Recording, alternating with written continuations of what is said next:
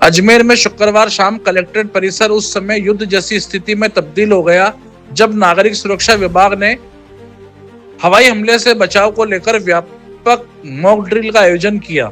अजमेर में आयोजित इस अभ्यास का उद्देश्य आपातकालीन परिस्थितियों में विभिन्न एजेंसियों की तैयारियां और तालमेल को परखना रहा।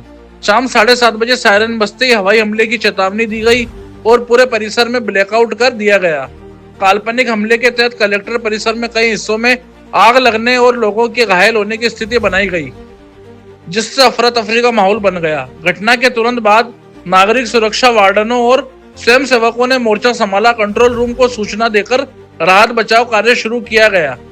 बचाव दल के पहुंचने तक मौके पर मौजूद टीमों ने घायलों को प्राथमिक उपचार दिया और उन्हें सुरक्षित स्थानों पर पहुंचाया।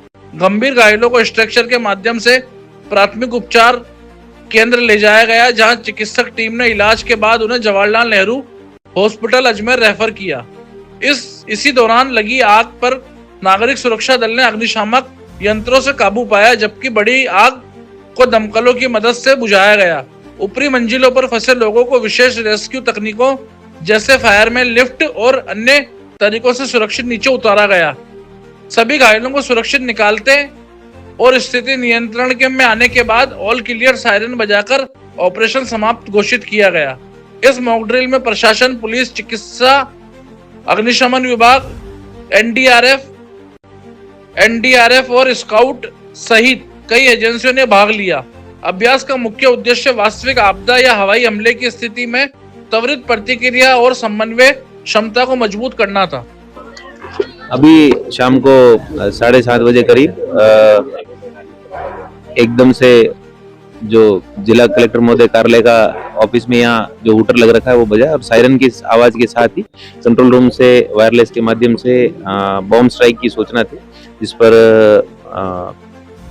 नॉर्थ के थानाधिकारी, सीओ साहब, मैं और प्रशासन से सभी अधिकारी तुरंत मौके पर पहुंचे। यहाँ सिविल डिफेंस की टीम कार्यरत थी, घायलों को रेस्क्यू किया जा रहा था और उनके साथ ही जो एक्सेस कंट्रोल है वो किया जा रहा था। एम्बुलेंस में कुछ घायलों को भेजा गया है और इसी के साथ ही ये जो सिविल डिफेंस द्वारा पुलिस प्रशासन सबके और सारे डिपार्टमेंट के कोऑर्डिनेशन से ये ब्लैकआउट और ये जो कार्रवाई की गई है, ये एक मॉक ड्रिल है जो रियल टाइम में किसी भी प्रकार का कोई थ्रेट हो तो उसमें किस तरीके से बेटर प्रिपेयर हो सकते हैं उसके लिए ये मॉक ड्रिल किया जा रहा है। सर कैसी रही ड्रिल?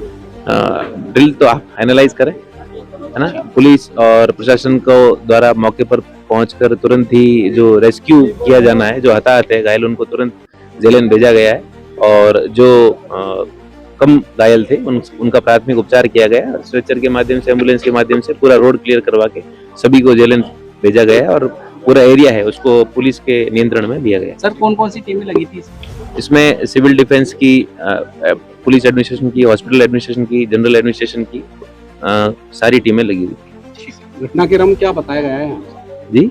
घटनाक्रम क्या बताया गया है? घटनाक्रम जो बताया गया है वो शाम को 7:30 बजे जरिए कंट्रोल रूम सूचना मिली कि कोई कलेक्ट्रेट कैंपस में एयर स्ट्राइक किया गया। तो सबसे पहले इसको ब्लैकआउट किया गया और एयर स्ट्राइक के थ्रू बॉम्ब की सूचना थी, बॉम्ब ब्लास्ट, और उसकी आधार पर ही यहाँ पूरा जो कलेक्ट्रेट कैंपस है वो ब्लैकआउट किया गया। जैसा कि आपको पता है कि हर जिले में मॉक अभ्यास किया जा रहा है किस regarding, air strike plus blackout के रिगार्डिंग। इसी दौरान हमारे अजमेर जिले में भी ये मॉक अभ्यास किया जा रहा है और इसमें हमारी 6 एनडीआरएफ की टीम नंबर 6N ने पार्टिसिपेट किया है। मॉक अभ्यास के दौरान कि अगर एयर स्ट्राइक वगैरह होती है तो किस प्रकार से आम जनता को रेस्क्यू करना है और उसको वहाँ प्रभावित क्षेत्र से निकालना है, ये सारी चीज़ें मॉक अभ्यास के दौरान की जाती हैं। कौन कौन सी टीमें इसमें एनडीआरएफ की तरफ से टीम नंबर 6N है और बाकी सिविल एडमिनिस्ट्रेशन के अलग अलग डिपार्टमेंट है, जिसमें सिविल पुलिस वगैरह से आदि अन्य डिपार्टमेंटों ने भाग लिया। देखिए अभी 7:30 बजे मेरे पास फोन आया कंट्रोल रूम से कि अपने कलेक्ट्रेट में हवाई हमला और यहाँ बम गिराने की सूचना मिली। मैंने तुरंत हमारी जो एजेंसियां हैं जिसमें विशेषकर हमारे सिविल डिफेंस टीम को एक्टिव किया और उसके साथ पुलिस विभाग को तुरंत जितने भी हमारे पास संसाधन है उसको लेकर तुरंत मौके पर पहुंचने के लिए कहा।